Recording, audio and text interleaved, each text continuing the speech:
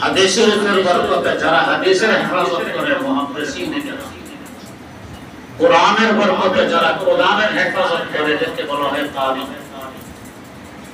যারা ব্যাখ্যা বিশ্লেষণ অর্থ মতলব ইত্যাদির হেফাজত করে তাদেরকে বলা হয় মুফাসসির।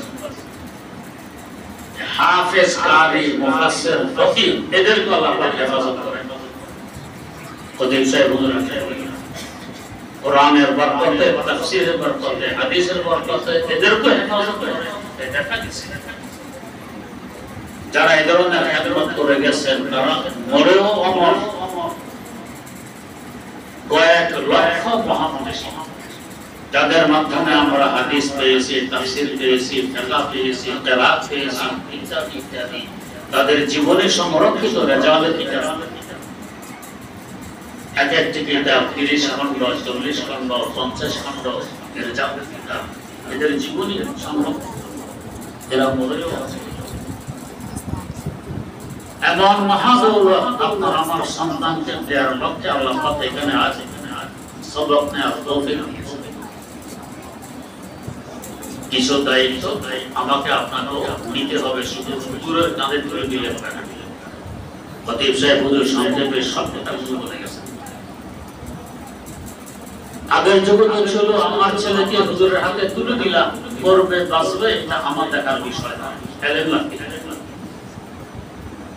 সিরাজুল হিন্দ শাহ আব্দুল আজিজ মুহাদ্দিস দেহলভী রাহমাতুল্লাহ,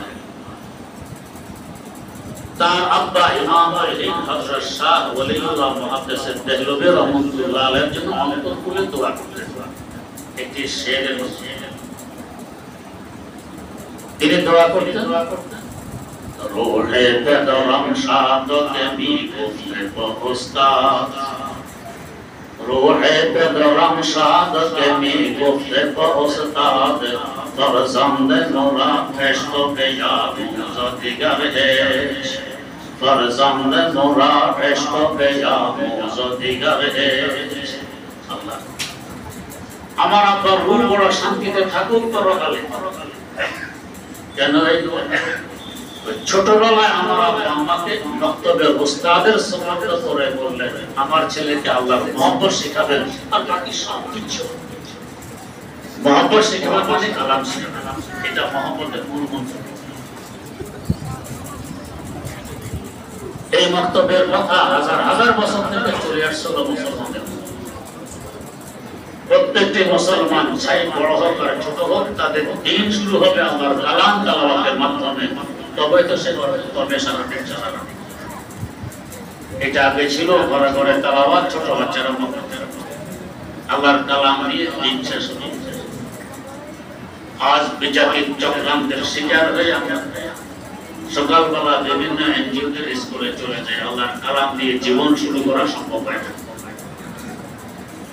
ফল কি দাঁড়াল? শান্তি আমাদের থেকে বিদায় নিয়ে গেছে। ঘরে ঘরে অশান্তি, আগুন জ্বলছে, দাও দাও।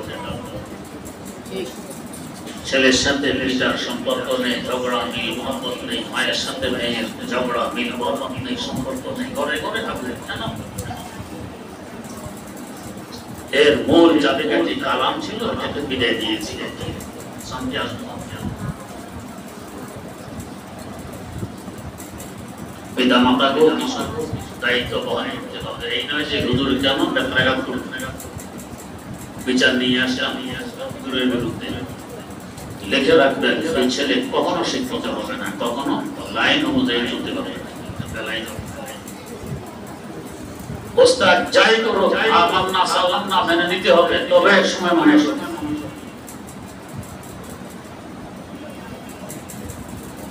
আমার ঘরের পরিবেশ মাদ্রাসার পরিবেশের সাথে খাপ খাইতে হবে, মিলতে হবে।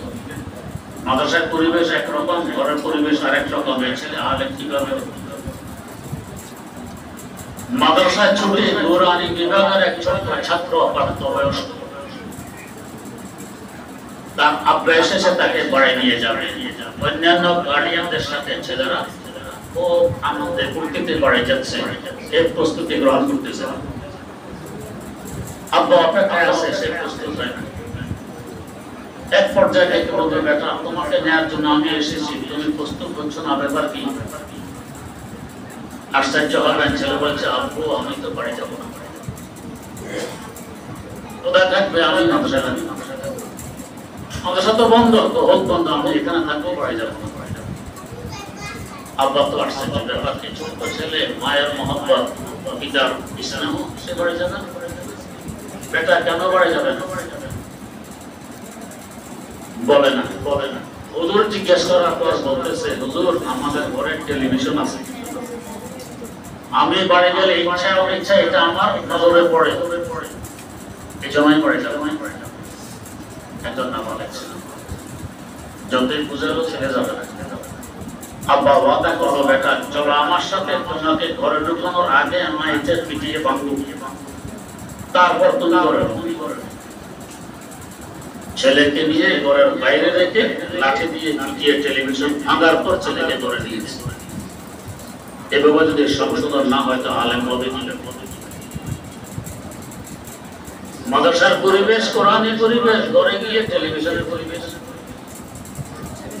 অশ্লীলতা, বেপরদিগি, তাহলে এই ছেলে আলেম কিভাবে হবে? হবে না। গার্ডিয়ানকেও সতর্ক থাকা লাগবে। ছেলেকে দিয়ে দিয়েছে আল্লাহর রাস্তায়, সে আল্লাহর রাস্তায় থাকবে। ওস্তাদ চোখ রাঙ্গানে দিল, কেন রাঙ্গানে দিল? ওস্তাদের বিরুদ্ধে কমপ্লিট অভিযোগ, সে ছেলে মানুষ হবে। এরকম বহু ছেলে কষ্ট হয়ে গেছে, আমাদের অভিজ্ঞতা আছে। আমাদের আকবর মাদ্রাসা মেয়েদের ক্লাস নিচ্ছে, এক কটা চিল্লাচিল্লি নুরানি বিভাগ। এই সময় ছাত্রদের ঘুমের সময় নুরানি বিভাগ চিল্লাচিল্লিতে ঘুমাই দিবে। ডাক দিলাম, ভাই আপনি কি চিল্লাচিল্লি এখানে ব্যাপার কি? এই আমার ছেলেকে অমকুদুরে পিঠেছে, অমকুদুরে পিঠেছে, এখন চিল্লাচিল্লি করে সব ছেলেদের ঘুম ভাঙতেছেন, এদের মাথা ব্যথা করতে করতে পারবে। আমি থানা যাবো, আমার থানায় আপনি যাবেন, এক ছেলের জন্য আমি যেতে পারি 100 ছেলে, আপনি 100 ছেলে ঘুম নষ্ট করতেছেন, আমি তো যেতে পারি। হুজুরকে ডাকলাম, ছেলেকে জিজ্ঞাসা, তোমাকে হুজুরে পিঠেছে, কইছি না, বলেন তো আপনি চিল্লাচিল্লি শুরু করবেন, ছেলেকে পিঠেছে, ছেলে অস্বীকার করতেছে, আপনি লিখিত নেন, আপনার ছেলে আর মানুষ হবে না। ওই লোকটা আমার দেখলে এখন মাথা নিচের দিকে দিয়ে হেঁটে যায়, ছেলে তো মস্তান হয়ে গেছিল, তো মানুষ হয়। ওস্তাদের বিরুদ্ধে অভিযোগ নিয়ে আসলে ছেলে মানুষ হবে না। যাই করো মেনে নিতে হবে, ইনশাআল্লাহ ছেলে একসময় মানুষ হবে। আল্লাহ রাব্বুল আলামিন আমাদেরকে আপনাদেরকে আমল করে ছেলেদেরকে মানুষের মতো মানুষ বানানো তৌফিক দান। আমিন। সুবহানাল্লাহ।